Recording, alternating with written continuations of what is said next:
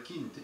Tikriausiai todėl iki šiol rasti tik 24 kūnai, o išgelbėti tik 28 žmonės. Paskutiniais duomenimis į gelmes galėjo nugrimsti net ne 700, o 950 migrantų, pasak vieno išgyvenusiojo. Tarp nelaimėlių bent 200 moterų ir pusšimtis vaikų.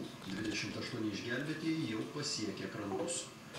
O šie žmonės dar tik ruošiasi kelionį į išsvajotą Europą. Tai pabėgėlių centras Libijoje. Čia dabar glaudžiasi po net 1000 somaliečių, sudaniečių, nigeriečių, eritrejiečių. Centras sunkiai susitvarko su bėglių antplūdžiu, tačiau tai tik tarpinė jų stotelė. Aš buvau studentas, dirbau ir mokiausi Somalyje, bet mano šalyje karas. Noriu keliauti į Europą, ir te padeda man Dievas. Tačiau migrantų kelionės į Europą tampa vis pavojingesnės. Aukų daugėja dėl daugelio priežasčių. Laivai naudojami pabėgėlių gabenimui susidėvėjo, o gelbėjimo operacija surengti sudėtinga, nes pernai veikė Mare Nostrum gelbėjimo operacija, kurią vykdė Italijos valdžia.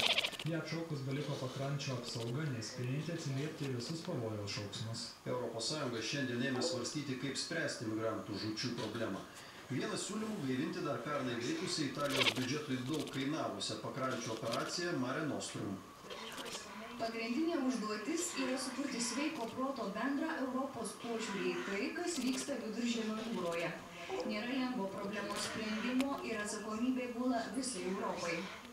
Tik Italija sako negalinti migrantų naštos nešti vien ant savo pečių. Mes prašome nepalikti gelmių, ne tik dėl šios tragedijos jūroje, bet ir kitų tokių tragedijų. Iš viso pernai pakeliui į Europą netoli Italijos krantų žuvo apie 3,5 tūkstančių migrantų, o krantą pasiekė kone 170 tūkstančių. Šiandien posėdžiaujant Europos ministrams mažiausiai dar 2 laivai su keliais šimtais migrantų Viduržemio jūroje taip pat skęsdami siuntė pagalbos šauksmo signalus.